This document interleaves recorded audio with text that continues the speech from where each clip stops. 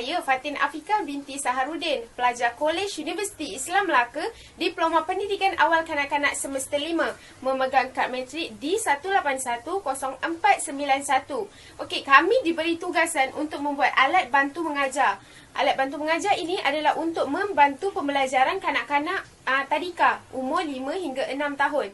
Antara bahan-bahan yang saya gunakan untuk membuat mesin buah ini, iaitu alat bantu mengajar ini, antaranya bahan yang saya gunakan ialah kotak, kertas warna, kain felt, hiasan untuk jadikan sebagai panduan, iaitu nombor ini, iaitu gabus untuk membuat buah-buah yang akan diletakkan di dalam mesin buah ini.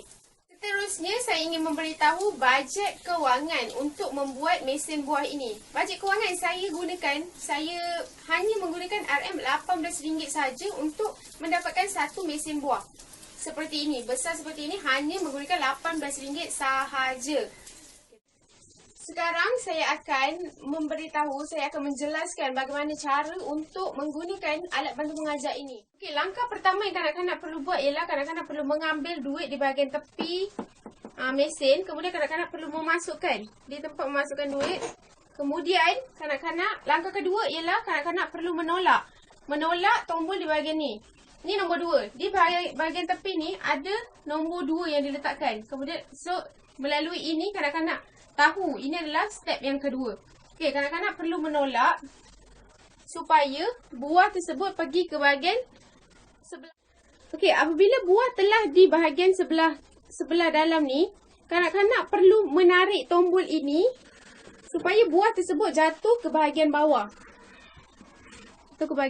Dalam botol plastik yang disediakan bahagian bawah itu. Kemudian langkah keempat ialah kanak-kanak perlu memutarkan mengikut anak panah ini.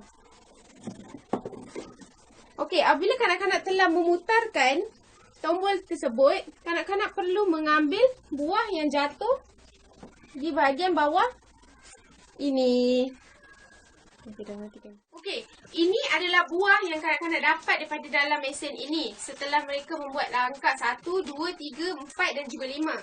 Okey, seterusnya apabila kanak-kanak telah mendapat buah ini, kanak-kanak perlu melihat papan yang menunjukkan gambar-gambar buah beserta nama-nama buah tersebut.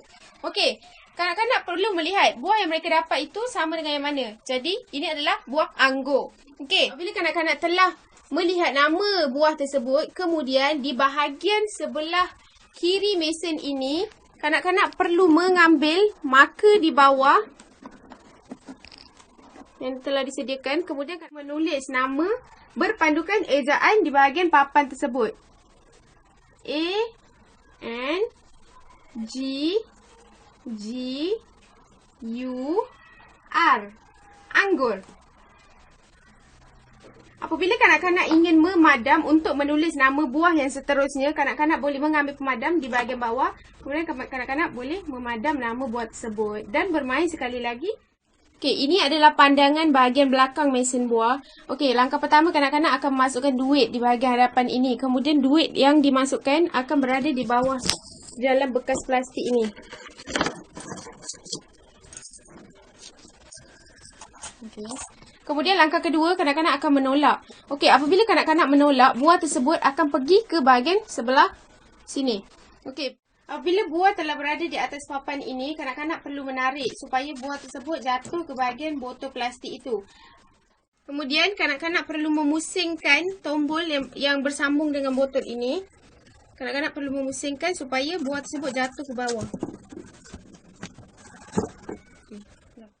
Kemudian kanak-kanak perlu mengambil buah yang jatuh di hadapan ini. Sekian saja penjelasan saya untuk alat bantu mengajar saya, iaitu mesin buah. Saya harap alat bantu mengajar ini boleh membantu guru-guru dan ibu bapa untuk mengajar kanak-kanak dengan lebih menarik dan supaya kanak-kanak mudah dalam pembelajaran mereka. Sekian, terima kasih. Hai.